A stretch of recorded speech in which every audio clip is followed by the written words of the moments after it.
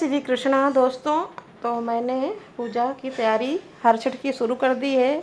तो जो अभी आपने देखा है पुतला, वो गोबर से मैंने गाय के गोबर से बना लिया है। उस पर धीरे धीरे करके कलर, थोड़े उनके कपड़े माता जी के, उनके बच्चे और ये गाय और शेर और गंगा यमुना बना लिया है। और मैं गौरी गणेश की पूजा कर रही हूँ।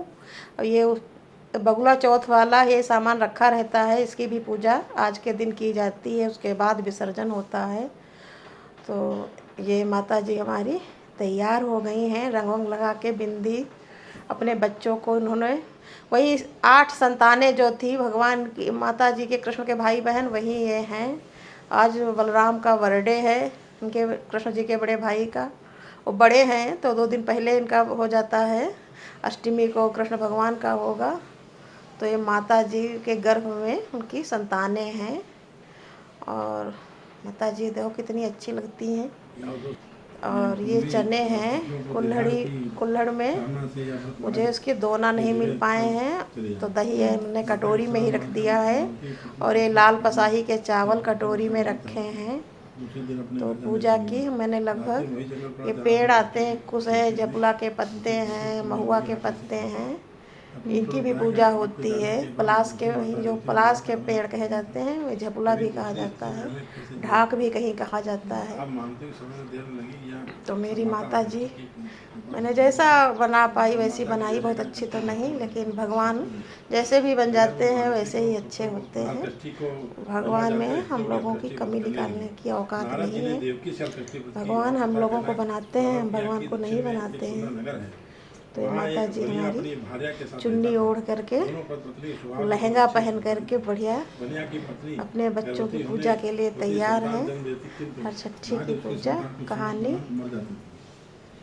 इस प्रकार एक एक करके बनिया के पत्नी के 6 संतान को प्राप्त हो गया।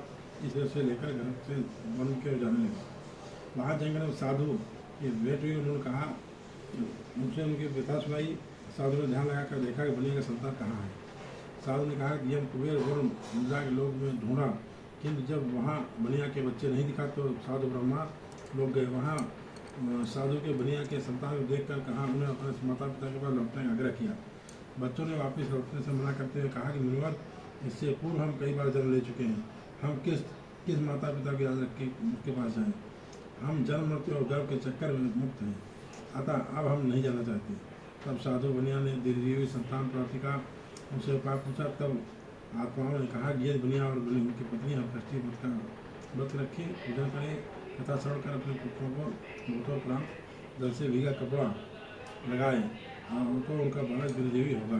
तथा आत्माओं से इस प्रकार का सुंदर साधु ध्यान से वापस आकर बनिया से षष्ठी व्रत तथा नियम आज को बताया।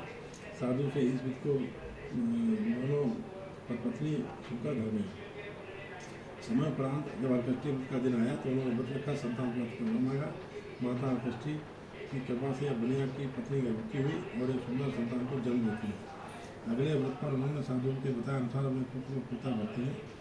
माता की कृपा से अब उनके संतान देवी और आय को प्राप्त किया। बनिया का परिवार प्रसन्नतापूर्वक जीवन यापन करने लगा। ने भगवान श्री कृष्ण से अत्यंत शोक संतप्त भाव से कहा, हे देवकी नंदन, रुद्रा अपने पुत्र अभिमन्यु के मनोप्राण शोक संतप्त है। वह अभिमन्यु से वह भार्या उत्तरा के गर्भ की संतान है, भी ब्रह्मास्त्र के तेज से दग्ध हो गई, क्योंकि दुष्ट अश्वत्थामा ने गर्भ को निस्तेज कर दिया। द्रौपदी भी अपने 5 पुत्रों को मारे जाने से अति दुखी है, तथा इस महादुख के उत्थान के कोई उपाय बताए। तब श्री कृष्ण ने कहा, राजन, यदि उत्तरा मेरे बताए इस अपूर्व व्रत को करे तो गर्भ का निस्तेज शिष्य पुनर्जीवित हो जाएगा। यह व्रत जो बृहस्पति की षष्ठी पर भगवान शिव पार्वती गणेश स्वामी कार्तिकेय की विधि विधान से पूजन करे, खुद पौध की अल्पायु वर्षों के महादुख से मुक्त जाता है। इस व्रत के संदर्भ में श्री कृष्ण जी ने राजा युधिष्ठिर को प्रणाम करते हुए कहा कि पूर्व काल में सुभद्र नाम का एक राजा था, जिनकी रानी का नाम सुवर्णा था। राजा रानी एक हस्ती नामक पुत्र था। एक बार राजपुत्र हस्ती नहाए मां के साथ गंगा जी नहाने गया। बाल स्वभाव वश हस्ती जल में खेलेगा, तभी एक ग्रह ने उसे खींचते हुए जल के अंदर ले गया। इसकी सूचना ढाई माह ने जाकर रानी सुवर्ण से कह सुनाया।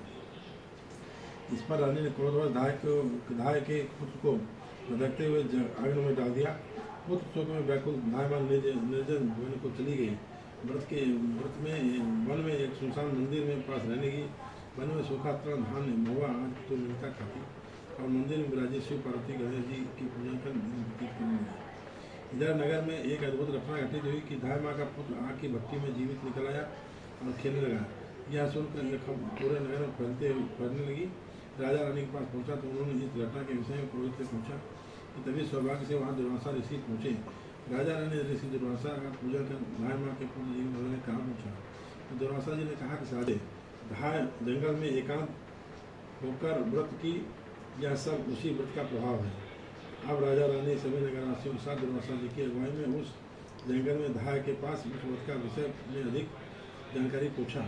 तब ढाई माह ने कहा, राजन, मैं पुत्र शोक में दुखित होकर यहाँ रहने लगी और यहाँ व्रत ग्रहण कर भगवान शिव पार्वती गणेश जी स्वामी कार्तिकेय का पूजन कर सूखा धान्य महुआ आज खाकर रहने लगी। अब रात में मेरे को स्वप्न में शिव पूजा के दर्शन हुए और तुम्हारा पुत्र जीवित हो जाएगा वरदान दिया। तब रानी ने व्रत विधि विधान पूछा। दुर्वासा ने हरकष्टी व्रत की संपूर्ण विधि विधान बताया। राजा ने हरकष्टी व्रत की महिमा जानकर व्रत को किया। व्रत के प्रभाव से राजपुत्र हस्ती ग्राह के चंगुल से छूकर चलते हुए नगर आया। अपने पुत्र को पाकर राजा रानी सुखी हुआ और ढाई की पुत्र को प्रसन्न होकर निवास करने लगी। वहीं बालक हस्ती आगे चलकर प्रतापी हुआ और अपने नाम से हस्तिनापुर को बसाया। इस प्रकार भगवान श्री कृष्ण युधिष्ठिर ने हरकष्टी व्रत की महिमा का ज्ञान देते हुए कहा कि हरकष्टी व्रत कथा पहले से नारद जी ने सुनकर मेरी देवकी माता ने इस व्रत को सबसे पहले किया। इसके प्रभाव से उनके आने वाली संतान की रक्षा हुई। भगवान श्री कृष्ण ने सुन युधिष्ठिर ने इस व्रत को उत्तरा द्वारा करवाया। व्रत के प्रभाव से उत्तरा का अश्वत्थामा द्वारा नष्ट किया जल पुनर्जीवित हो गया और तथा प्रसव पश्चात बालक का जन्म हुआ जो कालांतर में राजा परीक्षित के नाम प्रसिद्ध हुआ।